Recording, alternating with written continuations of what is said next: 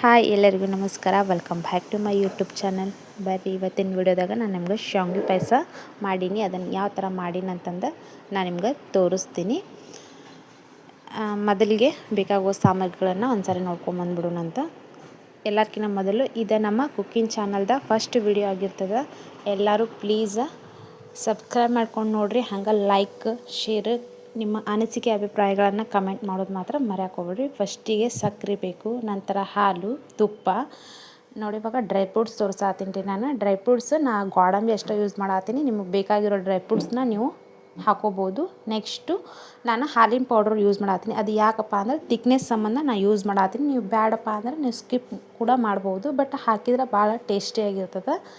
Next ನಾನು ಶಾವಿಗೆ ತೊಗೊಳತ್ತೀನಿ ನೋಡಿರಿ. ಇದು ಸುರ್ಕುಮ್ ಶಾವಿಗೆ ಅಂತಂದ್ರೆ ನಿಮ್ಗೆ ಕಿರಾಣಿ ಅಂಗಡಿಯಾಗ ಹೋಗಿ ಕೇಳಿದೆ ರೋಸ್ಟೆಡ್ ಸುರ್ಕುಮ್ ಶಾವಿಗೆನ ಕೊಡ್ತಾರೆ.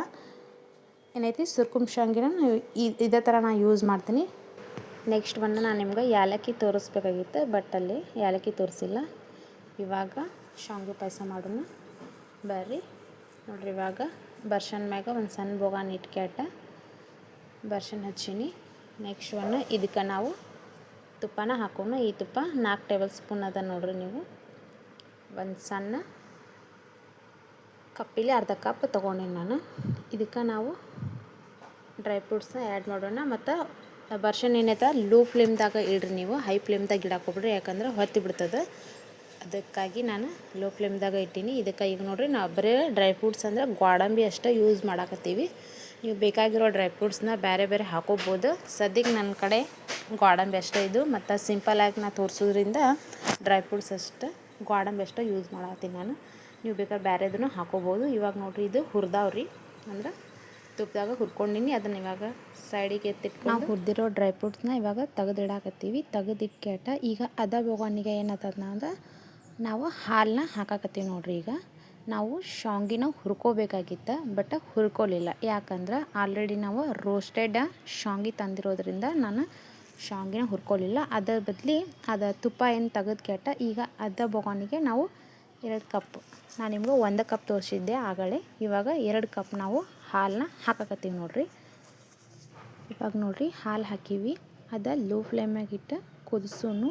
ಇದಕ್ಕೆ ಇನ್ನೂ ಒಂದು ಸೀಕ್ರೆಟ್ ಐಟಮ್ ಹಾಕ್ಬೇಕ್ರಿ. ಅದು ಏನಪ್ಪ ಅಂತಂದ್ರೆ ಕ್ಯಾರಮೆಲ್ ಹಾಕ್ಬೇಕ್ರಿ. ಕ್ಯಾರಮೆಲ್ಲ ಶಾವಿಗೆ ಪಾಯಸಕ್ಕೆ ಹಾಕೋದ್ರಿಂದ ಅಗದಿ ಟೇಸ್ಟಿಯಾಗಿ ಬರ್ತದೆ ರೀ. ನೀವು ಶಾವಿಗೆ ಪಾಯಸಕ್ಕೆ ಕ್ಯಾರಮೆಲ್ ಹಾಕ್ಲಾರ ಕೂಡ ಮಾಡ್ಬೋದು, ಬಟ್ ಕ್ಯಾರಮೆಲ್ ಹಾಕಿ ಮಾಡಿದ್ರಂತೂ ಮಸ್ತ್ ಟೇಸ್ಟ್ ಬರ್ತೈತೆ ರೀ. ಒಮ್ಮೆ ಟ್ರೈ ಮಾಡಿ ನೋಡಿರಿ ನೀವು ಬೇಕಾರೆ. ಇದನ್ನು ಇವಾಗ ಬಾಜು ಒಲೆಗೆ ಶಿಫ್ಟ್ ಮಾಡೀನಿ ರೀ. ಲೋ ಫ್ಲೇಮಾಗಿಟ್ಟು ಕುದಿಸೋಣ್ರಿ. ಇವಾಗ ನೆಕ್ಸ್ಟ್ ಏನೈತೆ ಇಲ್ಲೇ ಕ್ಯಾರಮೆಲ್ ಯಾವ ಥರ ರೆಡಿ ಮಾಡೋದು ಅಂತಂತ ನಾನು ನಿಮ್ಗೆ ತೋರಿಸ್ಕೊಡ್ತೀನಿ ಬರ್ರಿ. ನೋಡಿರಿ ಖಾಲಿ ಬೋಗಾನಿ ಇಟ್ಟೀವಿ ನೋಡಿರಿ. ಇವಾಗ ಖಾಲಿ ಬೋಗಾನಿ ಏನು ಇಟ್ಟಿವಲ್ಲ, ಇದಕ್ಕೆ ನಾವು ಇವಾಗ ಅರ್ಧ ಕಪ್ ಸಕ್ಕರೆ ಹಾಕಬೇಕು. ಆಗ ನಾನು ನಿಮ್ಗೆ 1 ಕಪ್ ತೋರಿಸಿನಲ್ರಿ, ಅದರೊಳಗೆ ಅರ್ಧ ಕಪ್ ಸಕ್ಕರೆ ಹಾಕಿ ಇನ್ನು ಅರ್ಧ ಕಪ್ ನಾನು ಸೈಡಿಗೆ ಎತ್ತಿಟ್ಕೊಳತ್ತೀನಿ. ಈಗ ಇದಕ್ಕೆ ಏನೈತಿ ಅರ್ಧ ಕಪ್ ನೀರು ಹಾಕಬೇಕ್ರಿ. ಹಂಗೆ ಹಾಕ್ಲಾರು ಮಾಡಿದ್ರು ಬರ್ತದೆ, ಬಟ್ ಅರ್ಧ ಕಪ್ ನಾನು ನೀರು ಹಾಕಾಕತ್ತೀನಿ. ಸ್ವಲ್ಪ ಕೂಡ ಹಾಕಿದ್ರು ನಡೀತದೆ. ಅರ್ಧ ಕಪ್ ನೀರು ಏನು ಹಾಕಿರ್ತೀರಲ್ಲ ಅದನ್ನು ಒಟ್ಟು ಕೈ ಬಿಡ್ಲಾರಂಗೆ ಕಂಟಿನ್ಯೂಸ್ ಆಗಿ ತಿರ್ಗಿಸ್ಕೊತಾ ಇರ್ಬೇಕ್ರಿ.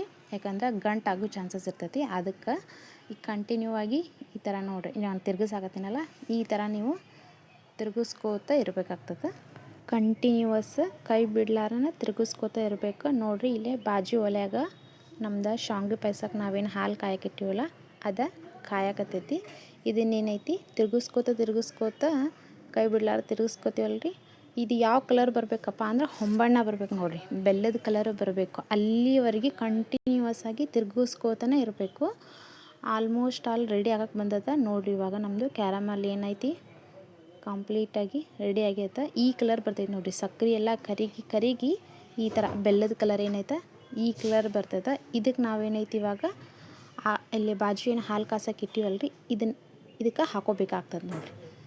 ಸ್ವಲ್ಪ ಹಾಕೋಬೇಕ್ರಿ. ಇದು ಹಾಕೊಳ್ಳೋಣ ಅದೇನು ಕ್ಯಾರಮೆಲ್ ಐತಲ್ರಿ ಕಂಪ್ಲೀಟಾಗಿ ಗಂಟು ಆಗ್ತದೆ. ಅದನ್ನು ನಾವು ಹಾಲು ಹಾಕೊಳ್ಳೋಣ ಸಾವಕಾಶ ತಿರುಗಿಸಿ ಏನೈತಿ ಆ ಗಂಟನ್ನ ಹೊಡ್ಕೋಬೇಕಾಗ್ತದೆ. ಅಂದ್ರೆ ಬಿಸಿ ಇರ್ತೈತಲ್ರಿ ಅದು ಕೈ ತಿರ್ಗಿಸೋಣ ಮೆಲ್ಟ್ ಆಗಿಬಿಡ್ತೈತೆ ರೀ ಅದೆಲ್ಲ.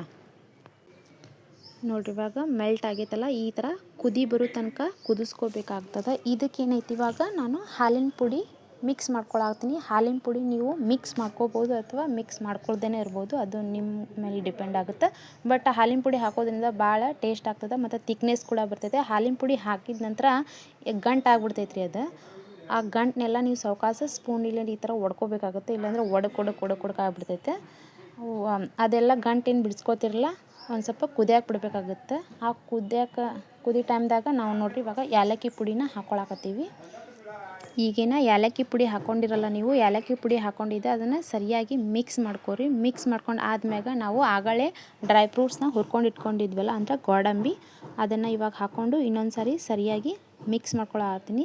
ಮಿಕ್ಸ್ ಮಾಡ್ಕೊಂಡು ಆದ್ಮ್ಯಾಗ ನಾವು ಆಗಳೇ ಕ್ಯಾರಮೆಲ್ ಮಾಡೋಕ್ಕಂತಂದು ಇನ್ನು ಅರ್ಧ ಕಪ್ ಸಕ್ಕರೆ ತೊಗೊಂಡು ಇನ್ನು ಅರ್ಧ ಕಪ್ ಉಳಿಸಿದ್ವಲ್ರಿ, ಈಗ ಅದನ್ನು ಹಾಕ್ಯಾಟ ಮಿಕ್ಸ್ ಮಾಡ್ಕೊಳ್ಳೋಣ. ನಾವು ಸ್ವೀಟ ಸ್ವಲ್ಪ ಕಮ್ಮಿ ತಿಂತೀವಿ ರೀ, ಹಾಗಾಗಿ ಇಷ್ಟ ನಮ್ಗೆ ಸಾಕು. ನೀವು ಇನ್ನೂ ಸ್ವೀಟ್ ತಿನ್ನೋರಿದ್ರೆ ಇನ್ನೂ ಒಂಚೂರು ಹಾಕ್ಕೋಬೋದು.